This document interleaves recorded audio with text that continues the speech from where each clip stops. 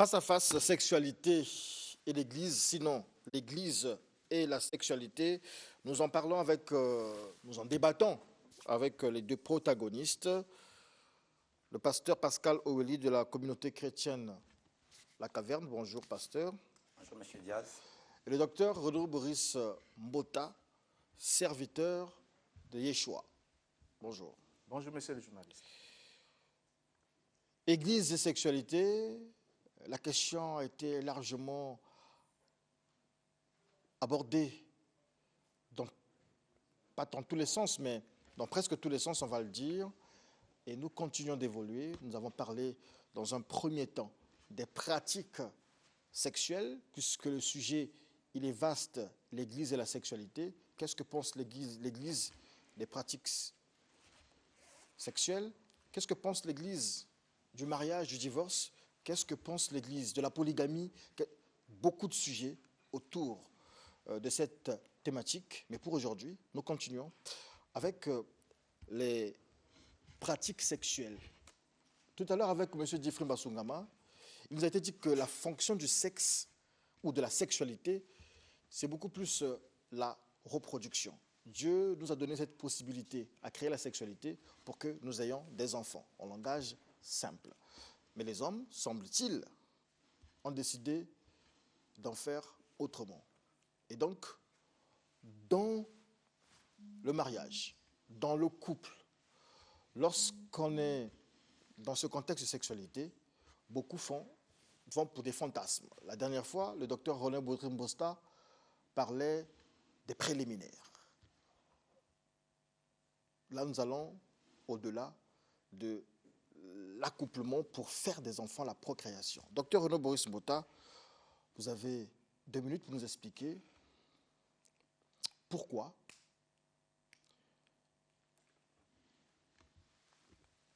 dans la sexualité, Dieu, à la lumière de ce que vous avez dit dernièrement, ne condamne pas les fantasmes. Allez-y. Merci beaucoup Monsieur le journaliste et je salue d'abord tous les téléspectateurs et tout en vous priant de nous supporter parce que nous allons ménager tous nos efforts pour utiliser les termes qui sont appropriés. Un langage assez codé, surtout pour le pasteur Pascal Oweli. Voilà, nous savons que la sexualité c'est un sujet qui est très tabou dans le monde chrétien puisque généralement dans le monde chrétien, la sexualité a été associée à l'impureté. Donc dès qu'on parle de sexualité, les gens regardent directement à l'impureté alors que ce n'est pas le cas. Et comme nous l'avons dit la fois passée ici, qu'au niveau de la sexualité, il n'y a pas que l'objectif de la procréation, puisque au travers de, disons, rien que dans la création de la femme, la condition de la femme, il y a d'abord des organes qui ne participent pas totalement à la reproduction. Vous avez par exemple, excusez un peu le terme, il ne sera pas tabou, vous avez par exemple le clitoris. Le clitoris, lui, il ne participe pas à la procréation. C'est juste un organe qui est uniquement pour le plaisir. Et il fait partie il doit être excité pour préparer la personne féminine afin qu'elle puisse entrer dans cet acte-là. Donc cet organe n'a rien à voir avec la reproduction, mais elle a tout à avoir uniquement pour la procuration du plaisir sensoriel ou encore du plaisir sexuel. C'est votre temps toujours. Merci.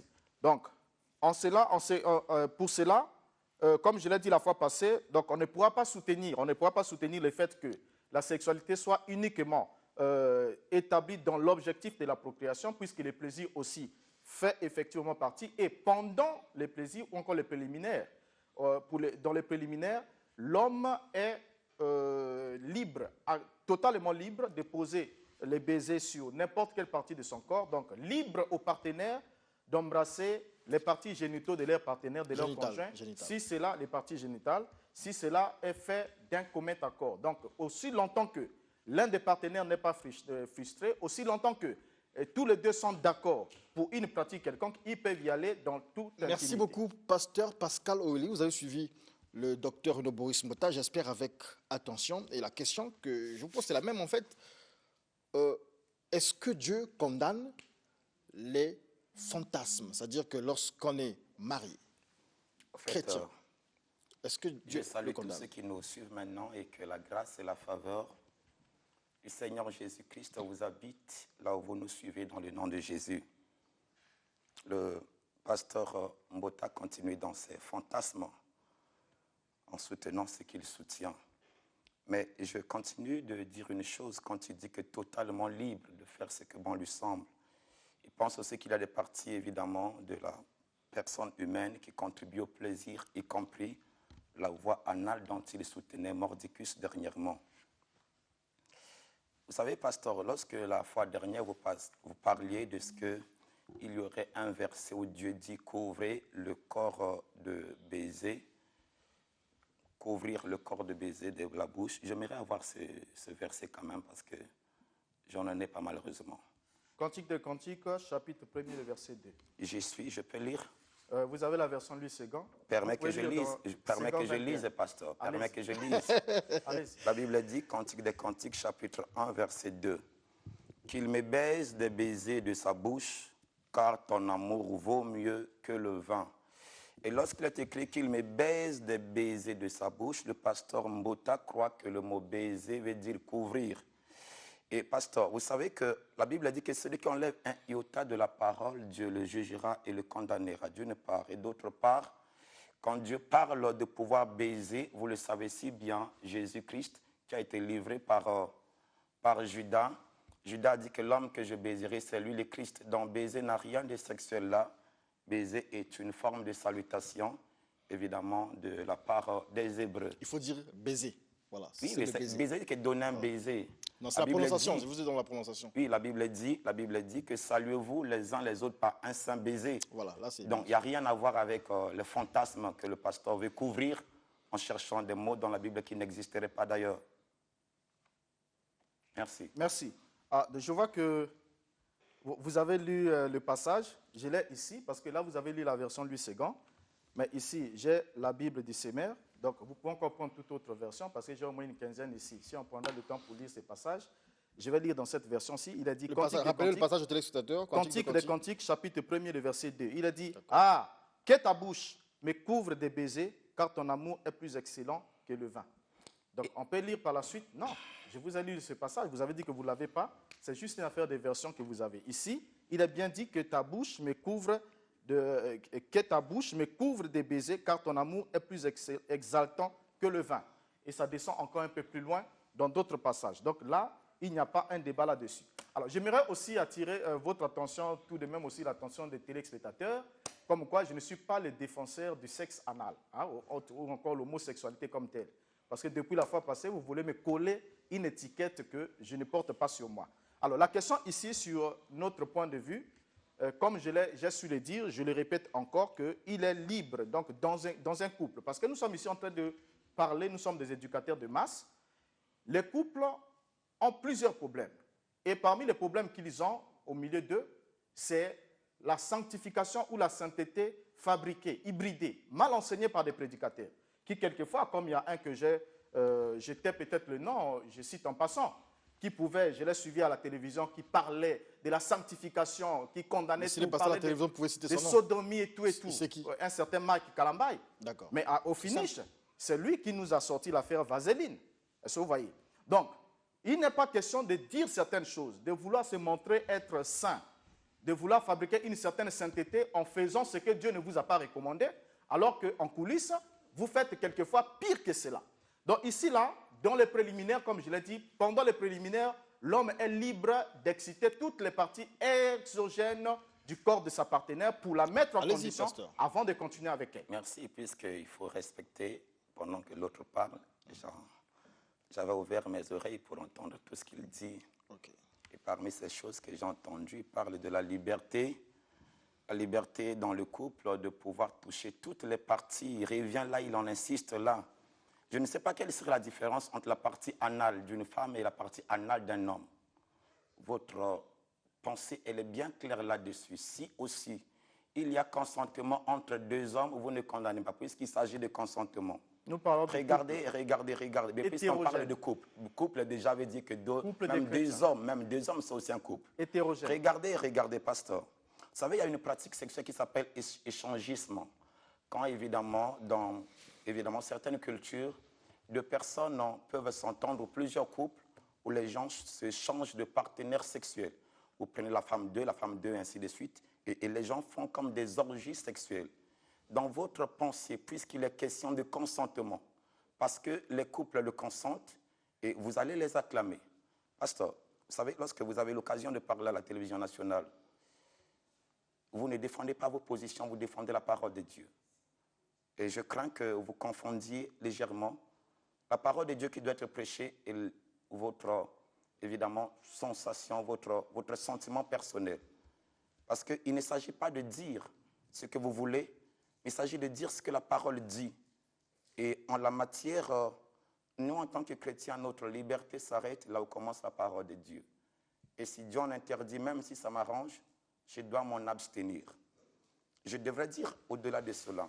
Vous avez parlé de ce que la Bible dirait de couvrir totalement le corps de baiser. Vous avez pris une version où le mot baiser est remplacé par couvrir pour chercher à défendre une position que vous aviez ancrée dans votre subconscient, comme quoi l'amour, c'est se permettre tout. Et pasteur, pour les téléspectateurs qui nous suivent, les enfants qui nous suivent, n'enseignez pas de telles choses dans votre église. Merci beaucoup. Je crois que jusqu'ici, vous n'avancez pas et je vois que vous avez abordé encore, vous avez voulu ouvrir certains volets. Parlons déjà de l'échangisme, c'est déjà de l'adultère, parce que ça, c'est la loi divine. Il est dit que lorsque la femme est la vôtre, elle est la vôtre, vous ne pouvez pas la prêter à quelqu'un d'autre. Lorsque Abraham a voulu prêter sa femme Sarah à Abimelech, Dieu a intervenu, il est allé dire au roi, tu es un homme mort parce que cette femme a déjà un mari. Bien que le mari l'avait donné par consentement, parce qu'il craignait qu'on puisse le mettre à mort. Vous avez ce verset dans la Bible, vous ne lisez pas cela. Ok, le mari avait confié sa femme. Il a dit à sa sœur, à sa femme, il a dit, dis que tu es ma sœur, parce que si tu dis que tu es ma femme comme tu es belle, on va me tuer. Donc, effectivement, attendez, c'est mon temps de parole, s'il vous plaît.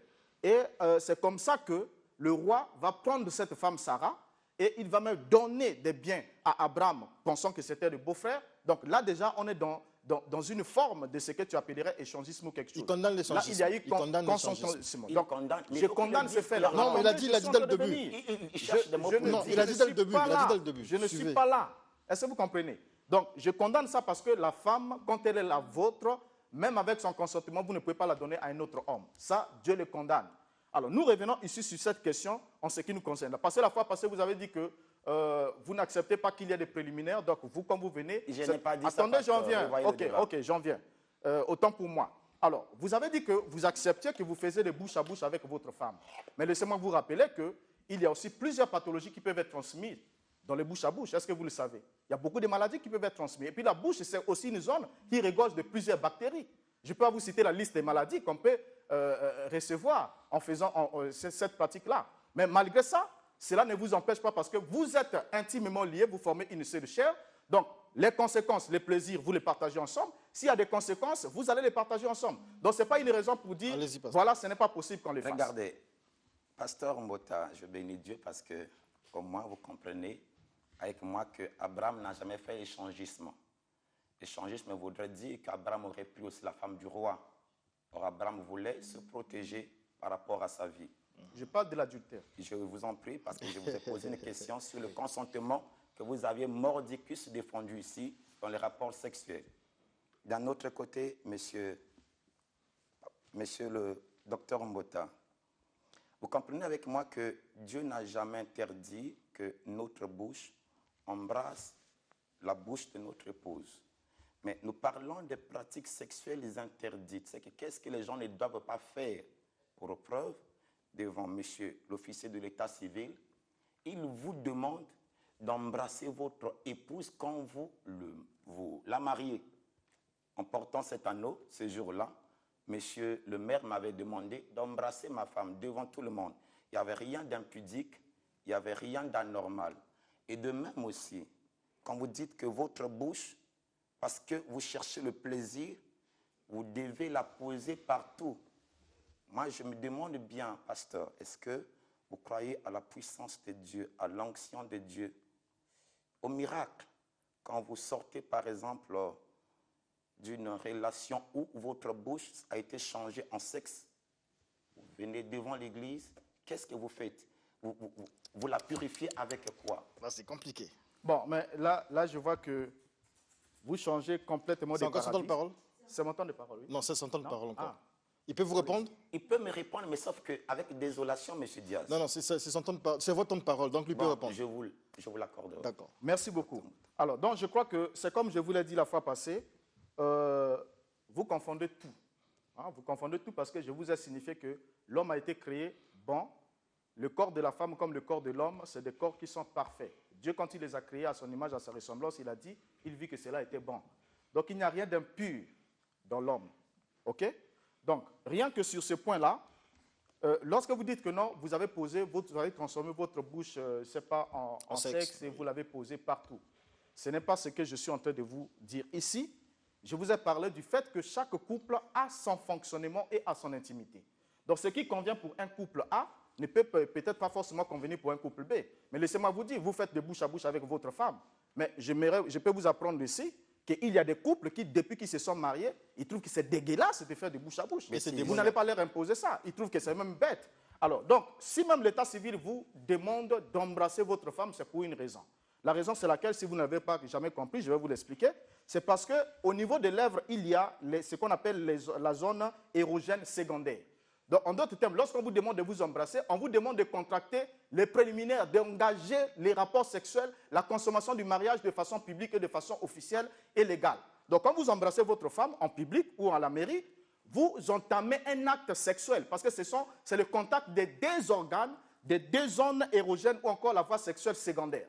Donc, lorsque vous le faites, c'est un acte sexuel. Alors, pour cela, on n'ira pas trop loin. Déjà avec vos mains, vous avez ouvert la Bible tout de suite. Mais lorsque vous êtes avec votre femme, vous n'allez pas me dire que vos mains ne peuvent pas parcourir le corps de votre femme, ne peuvent pas la caresser ainsi de suite pour toucher les zones érogènes afin de la mettre en condition. Donc si vous le dites, alors on comprendra que vous êtes un homme totalement différent de tous les restes, parce qu'avec les mêmes mains, vous pouvez vous laver les parties intimes, vous pouvez tout faire, mais avec les mêmes mains, vous pouvez aussi ouvrir la Bible. Donc ça n'a aucun rapport avec les exemples que vous prenez. Et merci beaucoup de me permettre de recadrer ce que vous êtes en train de dire pêle-mêle et qui peut parfois amener certains de ceux qui nous suivent dans la perversion. Vous avez dit que Dieu a créé le corps et il n'y a rien d'impur. Vous oubliez que Dieu dit que lorsqu'une femme est en menstruation, elle devient impure. C'est que d'après votre logique de pensée, même pendant la menstruation, les rapports sexuels passent. Vous parlez aussi de convenance de couple. Vous revenez souvent sur ce mot convenance. Je ne parle pas de convenance individuelle. Je parle de la parole de Dieu. Vous savez, monsieur le docteur de la parole, vous devrez ici me permettre d'avoir de vous des versets qui nous encourageraient à pouvoir pratiquer ce que peut-être vous pratiquez. Parce que si tous nous le faisons parce que la parole nous le permet, il n'y a pas de péché. Mais si ce sont juste des convenances, quand vous vous attelez sur ce mot, vous savez, convenance, ce n'est pas toujours ce que la Bible nous enseigne et nous exige. Je prends 1 Corinthiens 10, verset, par exemple, 31. La Bible dit que tout ce que nous fassions, quoi que ce soit, nous devons tout faire pour la gloire de Dieu. Et vous croyez que Dieu a une gloire, par exemple, quand vous aviez ici la fois dernière dit que si votre femme vous le permet, vous pouvez la connaître par la voie anale à condition de ne pas y laisser par exemple, de sa sémence. Vous croyez que parce que vous cherchez là le plaisir, y compris dans sa partie anale, à condition de ne pas y laisser de sémence, que c'est aussi la gloire de Dieu? Docteur. Merci beaucoup. Le face-à-face est suspendu sur les mots de M. Jeffrey Masongama. C'est la fin de ce face-à-face. Deuxième partie. La troisième partie, dimanche prochain. Et donc, dimanche prochain, vous répondrez à la question du pasteur Aurélie. M. Jeffrey Masongama, vous êtes l'ancien. Les pratiques sexuelles dans le mariage. On parle ici d'un couple légalement marié, reconnu devant l'Église, devant l'État. Est-ce que lorsque le couple est dans son intimité, le couple peut faire recours à des pratiques sexuelles pimentées, à des fantasmes pour passer à l'acte, ou le couple devrait simplement se contenter d'aller à l'acte normalement pour faire des enfants? Merci, Ed Sevridias. En fait, c'est parce que nous ne nous souvenons plus que nous avons chuté. Mais la chute est venue parce qu'il y a eu introduction de ces actes pervers. Ah, ce sont des actes pervers. Voilà. L'acte sexuel est sacré. Sacré veut dire ça émet la semence. La semence veut dire ça fait venir au monde un nouvel être, une nouvelle personne. C'est par cet acte-là. Mais la passion a été introduite par les esprits Lucifer. Merci beaucoup, M. Jeffrey Masungama. Dr Renaud Bota, vous avez suivi.